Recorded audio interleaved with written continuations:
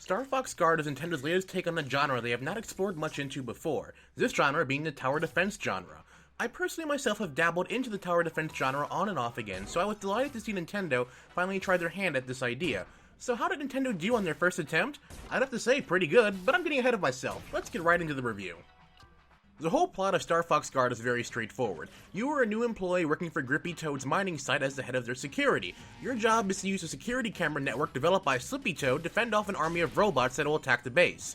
There are two forms of robots that will attack the base, attack robots and chaos robots. Chaos robots do exactly what their name implies. They cause chaos, and their main job is to disturb your progress. They will accomplish this in various different ways, from deploying smoke screens, displaying fake camera feeds on one of your cameras, to a UFO abducting one right out of the stage. These robots, if left unchecked, can throw a massive monkey wrench into your plans if not dealt with properly. That then takes us to the attack robots. These robots are simple. Their job is to destroy the core reactor, and if they get to the middle, it's game over.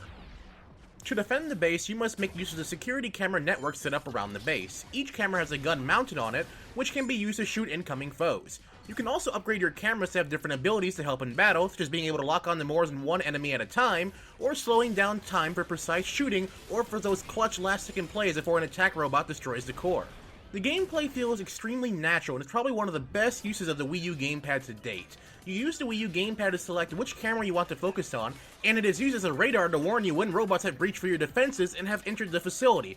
It's always wise to check the gamepad to make sure no attack robots snuck by without your knowledge. The best way I can describe the gameplay is fast-paced. A lot of action is going on at once, especially on the later planets. And your attention needs to be on all 12 cameras, making sure they haven't been compromised and that the robots aren't breaking in.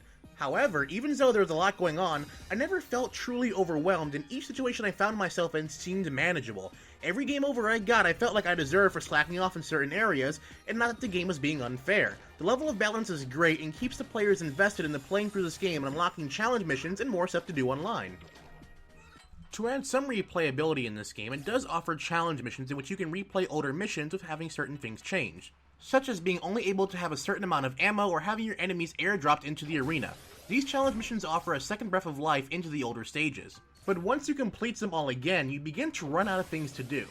There is an online ranked mode in where you can create your own squad of robots for players to fight against, or you can go off and fight off against their squad, but the amount of depth in this mode is rather lacking and it just feels like an extension of the single player. Overall, for a tech demo reskinned into a Star Fox-themed tower defense game, this is a solid start to Nintendo adding their own flair and magic to the tower defense genre. The game's action is challenging and fast-paced, the robots seem to have a life of their own, and it's a good pick-up-and-play game if you have about 20 minutes to spare. For those who are curious, this game is definitely worth the try between your playstations of Star Fox Zero, and it's a competent standalone eShop release.